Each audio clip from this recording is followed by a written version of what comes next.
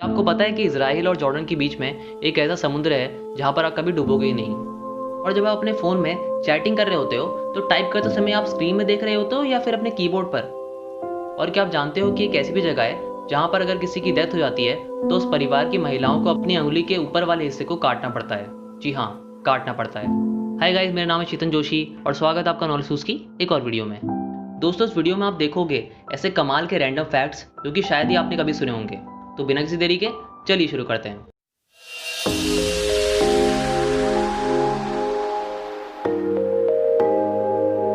Fact number 12। आपने कभी समुद्र में स्विमिंग की हो या ना की हो, लेकिन कम से कम आप स्विमिंग पूल तो गए होंगे। और वहां पर आपने देखा होगा कि जिसको स्विमिंग आती है वो तो बड़े आराम से तैर रहा होता है, लेकिन जिसको नहीं आती वो एक फ्लोटिंग ट्यूब का इस्तेमाल करता है, जिसकी मदद से वो पानी में डूबता नहीं है। लेकिन अगर मैं आपसे कहूँ कि एक ऐसा भी समुद्र है जिसके लिए आपको स्विमिंग आती हो या ना आती हो, उससे कोई फ़र्क नहीं पड़ेगा, क्योंकि आप डूबोगे ही नहीं। इसका नाम है डेड सी। वेट वेट, इसमें घबराने वाली कोई बात नहीं है, इसका खाली नाम डेड सी है। वैसे इसमें कोई भी खतरनाक चीज़ नहीं है। लेकिन अब आप सोच रहे होंगे कि भला इसमें कोई डूबता क्यों नहीं है। दरअसल इस समुद्र में नमक की मात्रा काफ़ी ज़्यादा है, जिसकी वजह से पानी की डेंसिटी काफ़ी ज़्यादा हो जाती है as compare to human being.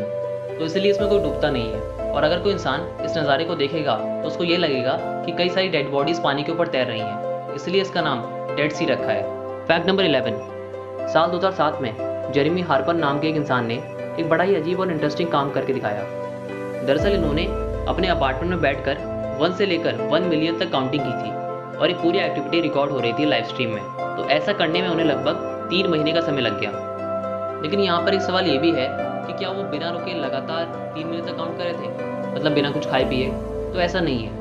उन्होंने खाने पीने के लिए और सोने के लिए और जितनी बेसिक एक्टिविटीज़ होती है ये सब करने के लिए उन्होंने बीच में ब्रेक भी लिया था।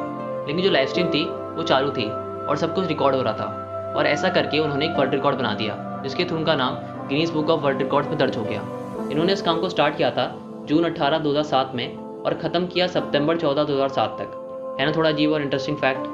वैसे रिकॉर्ड से याद आया, मैंने एक वीडियो वर्ल्ड रिकॉर्ड्स के ऊपर ही बनाई है, तो अगर आपने अभी तक वो नहीं देखी तो एक बार ज़रूर चेकआउट करना। उसका लिंक आपको डिस्क्रिप्शन में मिल जाएगा। Fact number 10। विराट कोहली हो या फिर शाहिद अफरीदी, शोएब अख्तर हो या फिर सचिन तेंदुलकर, इन चारों प्लेयर्स ने ही अपने शानदार परफॉर्मेंस के जरिए अपनी फील्ड में काफ़ी नाम कमाया है।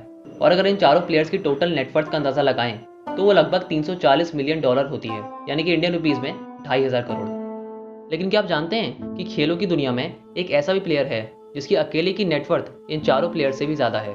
जी हाँ, मैं बात कर रहा हूँ फुटबॉल के जीनियस लियोनेल मेसी की, जिनकी नेटवर्थ 250 नहीं, 300 भी नहीं, बल्कि पूरे 400 मिलियन डॉलर्स है, यानी कि इंडियन रुपीज़ में 3,000 करोड़।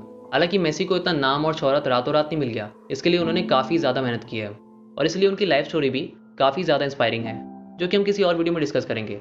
तो हम बात कर रहे थे मेसी की नेटवर्थ के बारे में, जो कि काफ़ी ज़्यादा है। और इसका अंदाज़ा आप इसी बात से लगा सकते हैं कि अगर मेसी हर महीने 2 करोड़ रुपए भी खर्च करे तो पूरे पैसे ख़त्म होने में लगभग 150 साल लग जाएंगे। जी हाँ, 150 साल। Can you believe? 150 साल, ये बहुत ज़्यादा टाइम होता है। Fact number 9। आपने बहुत से लोग को देखा होगा जो कि अपने पीसी और लैपटॉप में बहुत ही फास्ट टाइपिंग करते हैं। मे बी आप भी उनमें से एक ही हो। लेकिन जब आप अपने फ़ोन से अपने फ्रेंड्स के साथ बातें कर रहे होते हो, इंस्टाग्राम पे, व्हाट्सएप पे या फिर किसी और सोशल मीडिया प्लेटफॉर्म पे, तो जब आप टाइपिंग कर रहे होते हो तो आप स्क्रीन में देख के टाइप कर रहे होते हो या फिर कीबोर्ड में देख के टाइप कर रहे होते हो? बिकॉज अकॉर्डिंग टू सी एट एडू सिर्फ 25% लोग ही बिना कीबोर्ड को देखे सही से टाइप कर पाते हैं। तो क्या आप भी उन 25% लोगों में से एक ही हो? कमेंट करके ज़रूर बताना। Fact number 8।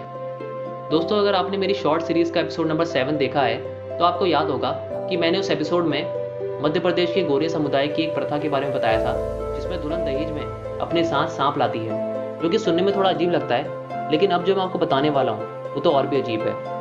इंडोनेशिया की दनी जनजाति में परिवार में अगर किसी सदस्य की मौत हो जाती है तो उस परिवार में जो महिलाएं होती हैं उन महिलाओं की अंगुली के ऊपर वाले हिस्से को काट दिया जाता था।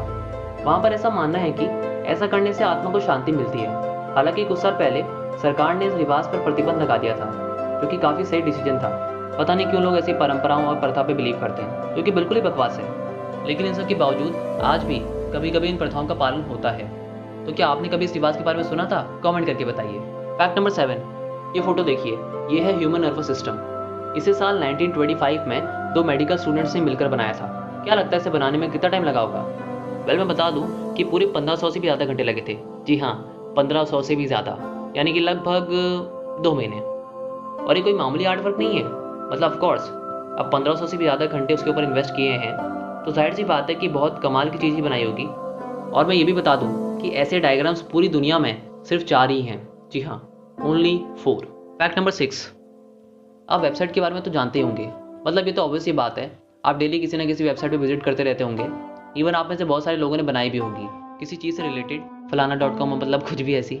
तो फैक्ट ये है कि हर सिंगल सेकंड में इस पूरी दुनिया में 7 वेबसाइट क्रिएट हो रही हैं, हर एक सेकंड में।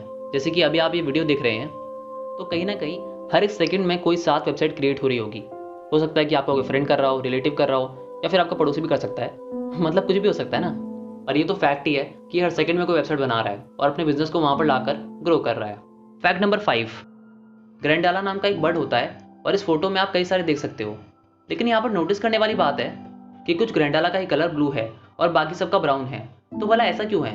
वेल, मैं बता दूं कि इसके पीछे एक रीज़न है। इस फोटो में आप जो ब्लू ग्रैंडाला को देख रहे हो वो सभी मेल्स हैं, और जिनका कलर ब्राउन है वो सभी फीमेल्स हैं। और ये पूरी दुनिया में एक लौती बर्ड्स की स्पीशीज़ है जो कि डिवाइड करती है मेल्स और फीमेल्स को उनके कलर्स के ज़रिए। और इससे पहचानने में भी काफ़ी आसानी होती होगी कि कौन मेल है और कौन फीमेल, क्योंकि ज़्यादातर बर्ड्स का कलर तो सिमिलर ही होता है, चाहे वो मेल हो या फिर फीमेल, और आप दूर से उन्हें पहचान भी नहीं पाओगे। बट ये जो स्पीशीज़ है वो थोड़ी यूनिक है। मैं फिर से इसका नाम बता देता हूँ, वो है ग्रैंडाला। फैक्ट नंबर 4, आप कुरकुरे, लेस, चिटोस तो खाते होंगे, राइट? तो ज़रा इस फोटो को देखिए, इसमें गोरिल्ला के शेप का चिटोस है, और जिस इंसान को ये मिला था उसने इसे 70 लाख में ईबे में बेच दिया। है ना शॉकिंग? मतलब कि एक चिटोस लगभग $1000 के करीब में बिका। लेकिन चलो, जिसने ये बेचा उसके लिए तो बढ़िया ही है, लेकिन मैं सोच रहा हूँ कि जिसने खरीदा उसने क्या सोच समझ के खरीदा होगा, मतलब कुछ भी। फैक्ट नंबर 3, आपने हाथियों को तो देखा ही होगा, लेकिन क्या आप जानते हैं कि इनके पास एक बड़ी ही कमाल की पावर होती है? नहीं नहीं, मैं फिजिकल पावर की बात नहीं कर रहा हूँ, वो तो हम सभी जानते हैं। मैं तो बात कर रहा हूँ हियरिंग, यानी कि सुनने की पावर। दरअसल अगर कोई मेल पर्सन हाथी के पास जाकर कुछ बोलेगा तो हाथी समझ जाएगा कि सामने कोई मैन है।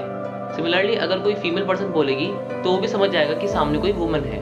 तो सपोज कीजिए कि कुछ आदिवासियों का ग्रुप हाथी के पास आता है तो हाथी तुरंत अलर्ट हो जाते हैं। लेकिन अगर इसकी जगह कुछ फीमेल्स का ग्रुप है जो कि मान लो वेस्टर्न से है और खाली हाथी को देखने आई है, तो हाथी बड़े आराम से वहाँ पर खड़ा होगा, क्योंकि वो जानता है कि सामने कोई बड़ा थ्रेट नहीं है उसके लिए। लेकिन जो पहले वाला केस था जहाँ पर आदिवासियों की बात हो रही थी, तो वहाँ पर हाथी जानता है कि ये मुझे मार भी सकते हैं, इसलिए वो अलर्ट हो जाता है। तो है ना बड़े कमाल की पावर? मतलब हाथी सच में डिफरेंशिएट कर पाते हैं कि कौन मैन है और कौन वुमेन, उनकी वॉइस के अकॉर्डिंग।